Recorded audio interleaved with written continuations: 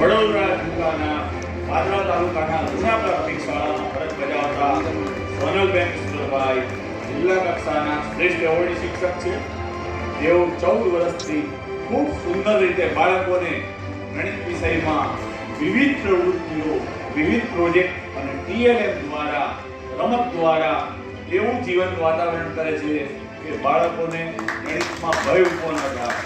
તેઓ પોતાની મર્યાદાઓને દૂર કરીને શાળાને જીવંત રાખવામાં અને ગણિતના પ્રચાર પ્રસાર કાર્યોમાં ખૂબ સક્રિય છે. આવા બેનને ઓલ ઇન્ડિયા સમાધાન ગૌરવ અનુભવે છે. ખૂબ ખૂબ હાર્દિક અભિનંદન.